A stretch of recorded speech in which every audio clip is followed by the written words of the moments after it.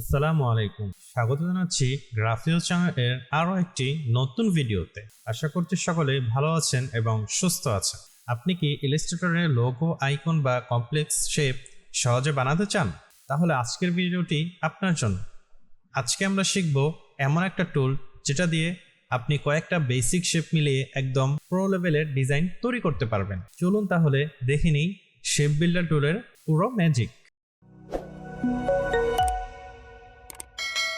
তো আমরা চলে আসলাম আমাদের ইলাস্ট্রেটর ইন্টারফেসে। এখান থেকে আমরা এখন শুরুতেই আমরা একটি রেক্ট্যাঙ্গেল শেপ নিয়ে নিই এবং এটাকে আমরা ফিল কালার দিয়ে দিব এবং এখান থেকে আমরা শেপ বিল্ডার টুলটি সিলেক্ট করে নিব। তো দেখুন, যখন আপনি একটি শেপের উপরে কার্সরটা রাখবেন, আপনার কিন্তু একটি প্লাস পয়েন্ট এখানে শো করতেছে। তো আপনি যদি এখানে কালার দিতে চান, আপনি কিন্তু শেপ বিল্ডারের মাধ্যমে এখান থেকে কালার সেট করতে পারবেন। ওকে, তো এখানে যদি আমরা আরও একটি রেক্ট্যাঙ্গেল শেপ এখান থেকে আমরা কপি করে নেই এবং এটা যদি এখানে দেখতে পারতেছেন, এটা কিন্তু এটার সাথে জয়েন নেই। তো আমরা কিন্তু জয়েন কয়েকভাবে দিতে পারি। যেমন আমরা যদি পাইথফাইন্ডার থেকে জয়েন দিতে চাই, সেক্ষেত্রে আমরা কিন্তু এই জয়েনটা করতে পারি। তো আমি এখন যেহেতু শেপ বিল্ডার টুল নিয়ে কথা বলবো, তাই শেপ বিল্ডার টুল দিয়েই আমরা এটাকে খুব সহজে দেখাবো। তো পাইথফাইন্ডার দিয়ে কিন্তু আমাদের করতে একটু সময় লাগতো, কিন্তু আমরা যদি শেপ বিল্ডার টুল দিয়ে জাস্ট একটা ক্লিক করি, দেখুন এখান থেকে এটা কিন্তু একটি অবজেক্টে রূপান্তরিত হয়ে গিয়েছে এবং এর মাঝখানে কিন্তু কোনো গ্যাপ নেই। ওকে, আমরা যদি দুটি ইলিপস নিয়ে দেখাই, আমরা এখান থেকে একটি ইলিপস নিয়ে নিব। এই ইলিপসটিকে কপি করে আমরা এই জায়গায় নিয়ে আসব। দেখুন আমাদের কিন্তু এখানে দুটো ইলিপস কিন্তু এখানে দেখাচ্ছে। আমরা যদি এটাকে কপি করে নিই, দেখুন এখানে কিন্তু মোট 3টি শেপ রয়েছে। যদিও আমরা বলি এখানে 2টি শেপ, কিন্তু এখানে শেপ বিল্ডার অনুযায়ী আমরা কিন্তু এখানে 3টি শেপই ধরতে পারি। দেখুন এটা একটা শেপ, এটা একটা শেপ, এটা একটা শেপ। ধরুন আমরা যদি প্রত্যেকটাতে কালার দিতে চাই, আমরা যদি এখানে কালারটা সিলেক্ট করে নেই, আমরা যদি এই কালারটা সিলেক্ট করে এখানে ক্লিক করি, দেখুন আমার কিন্তু এখানে কালারটা চেঞ্জ হয়ে গিয়েছে। আমরা যদি এটাকে সিলেক্ট করে এখানে একটি কালার দেই, ধরুন এই কালারটা সিলেক্ট করে আমরা এখানে দিলাম এবং এই কালারটা সিলেক্ট করে আমরা এখানে গিয়ে আমরা জাস্ট এটাকে ড্র্যাগ করলাম। দেখুন আমাদের কিন্তু এখানে 3টি শেপে 3টা কালার হয়ে গেছে। আমরা যদি এটাকে আলাদা করে দিই, দেখুন আমাদের কিন্তু এটা কিন্তু আলাদা হয়ে গিয়েছে। 3টি শেপ কিন্তু আমরা পেয়ে গেলাম। ওকে, এখন যদি আমরা এই 3টি শেপ থেকে শুধু মিডল শেপটা নিতে চাই, সেক্ষেত্রে আমরা পাইথফাইন্ডার দিয়েও কিন্তু আমরা এটা নিতে পারি। কিন্তু শেপ বিল্ডার টুল দিয়ে আমরা কীভাবে নিব, চলুন সেটা আপনাদেরকে দেখাই। তো সেটা নেওয়ার জন্য আমরা শেপ বিল্ডার টুলে চলে যাব এবং দেখুন আমরা যেখানে আমাদের কার্সরটা রাখতেছি সেখানে কিন্তু একটি প্লাস পয়েন্ট শো করতেছে। তো এখন যদি আপনারা এখানে অল্টার চেপে ধরেন, দেখুন আমার কিন্তু এখানে মাইনাস শো করতেছে। তো মাইনাস শো করার পর আপনি জাস্ট এখানে একটা ক্লিক দিবেন মাউসের লেফট বাটন দিয়ে, দেখবেন এটা কিন্তু গায়েব হয়ে গিয়েছে এবং এটাতে একটা ক্লিক দিয়ে দেখবেন এটা কিন্তু ডিলিট হয়ে গিয়েছে। শেপ বিল্ডার টুলের বেসিক যে স্ট্রাকচারটা রয়েছে সেটা আমরা দেখে নিলাম এবং এখন আমরা দেখব হচ্ছে আমরা এখন এখান থেকে একটি রেক্ট্যাঙ্গেল শেপ নিয়ে নিব এবং এটাকে আমরা এই কালারটা দিয়ে দিব। তো এটা দেওয়ার পর আমরা এখন এখান থেকে জাস্ট এখান থেকে একটা স্টার নিয়ে নিব। স্টারটা জাস্ট এতটুক করে দিব এবং এটার কালারটা আমরা ব্লু দিয়ে দেব। এটাকে আমরা এখানে এনে রাখি। আমরা এখান থেকে পলিগন নিয়ে নিলাম এবং এই পলিগনগুলো এখানে দিয়ে দিব। এই পলিগনটা আমরা এখানে দিলাম, এখানে দিলাম, এখানে দিলাম। ওকে, তো এখন আমরা চাচ্ছি হচ্ছে এই শেপের ভিতর এই যে ছোট ছোট যে শেপগুলো দিলাম, আমরা চাচ্ছি এইরকমভাবে এই বড় শেপটাকে কেটে নেওয়ার জন্য।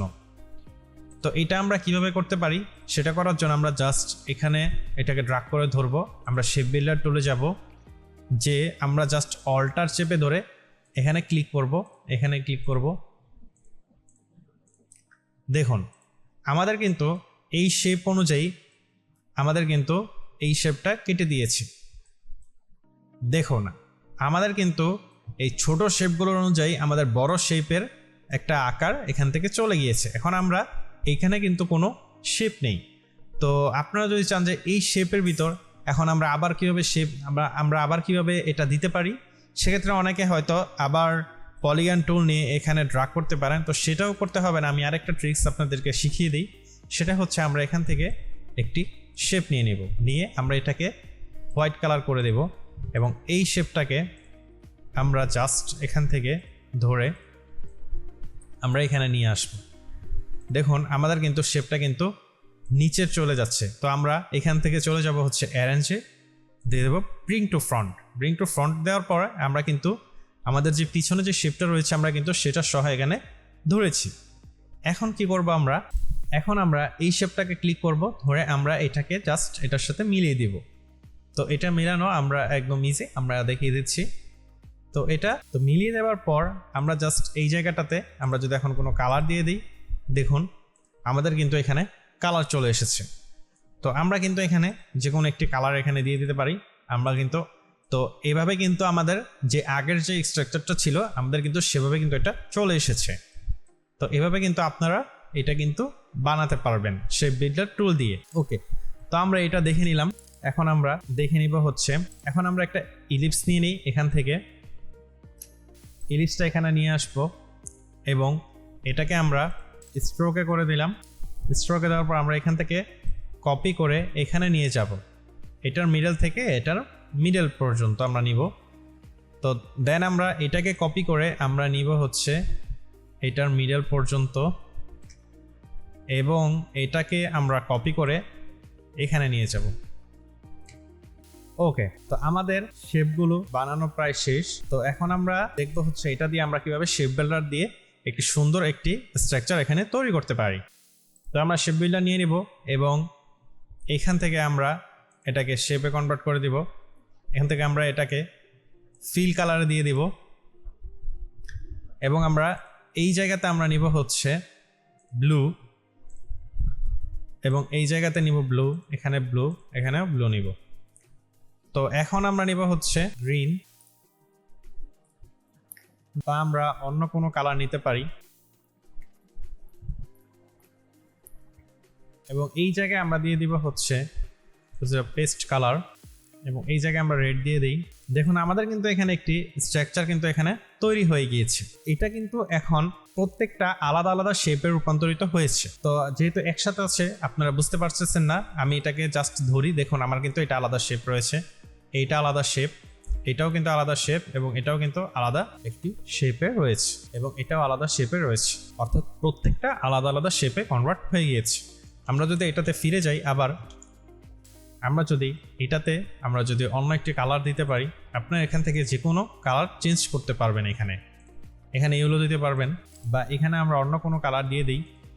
ওকে, তাহলে আমরা যদি এটাকে এখন কপি করে নেই, দেখুন আমাদের কিন্তু এরকম একটি স্ট্রাকচার হয়ে গিয়েছে। যদি চান আমরা এখান থেকে কি কি স্ট্রাকচার আমরা এখানে নিতে পারি, আমরা কিন্তু এখান থেকে এই যে সিম্বলটা রয়েছে এটা যদি সরিয়ে দিই, এখান থেকে এটা সরিয়ে দিই, এটা সরিয়ে দিই, এটাও নিয়ে যাই, এটাও নিয়ে যাই। দেখুন আমাদের কিন্তু এখানে একটি বল অর্থাৎ এখানে একটি ইলিপসের মতো সিম্বল কিন্তু এখানে রয়েছে এবং এই সিম্বলটা কিন্তু আমরা এখান থেকে বানাতে পেরেছি। তো এইরকম কিছু কিছু অ্যামেজিং ট্রিক্স আপনারা শেপ বিল্ডার টুল দিয়ে পেতে পারেন। এবং এই যে শেপগুলো এখানে রাখলাম, এই শেপগুলো কিন্তু আপনি পাইথফান্ডার দিয়ে কিন্তু পাবেন না। তো পাইথফান্ডার আর শেপ বিল্ডার নিয়ে আমি খুব তাড়াতাড়ি একটি ভিডিও নিয়ে আসবো যেন আপনাদের সুবিধা হয়। পাইথফান্ডার এবং শেপ বিল্ডারের যে কনফিউশনগুলো রয়েছে যে এটা ভালো না ওটা ভালো, তো কোনটার কি কাজ, দুইটাই দুই জায়গায় নিজেদেরকে পারফেক্ট কাজ করে। তো আমি দুইটার কম্বিনেশন একটা ভিডিও নিয়ে আসবো। তো এগুলো আমরা দেখে নিলাম, এটা আমরা ডিলিট করে দিই এবং এখান থেকে আমরা এখন দেখব হচ্ছে লাইভ পেন্ট বাকেট টুল। এখান থেকে আমরা একটি পোলার গ্রিড টুল নিব।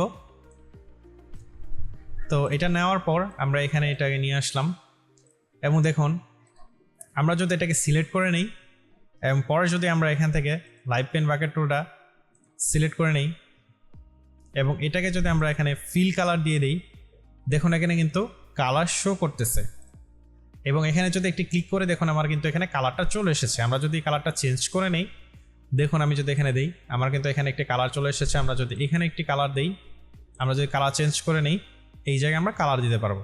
অর্থাৎ আমরা লোগোতে যদি কোনো কালার দিতে চাই সেক্ষেত্রে আমরা কিন্তু কালারটা এখানে দিতে পারবো। এবং এই নিচের যে টুলটা রয়েছে এটার কাজটা কি আমরা একটু দেখে নিই, লাইভ পেন্ট সিলেকশন টুল।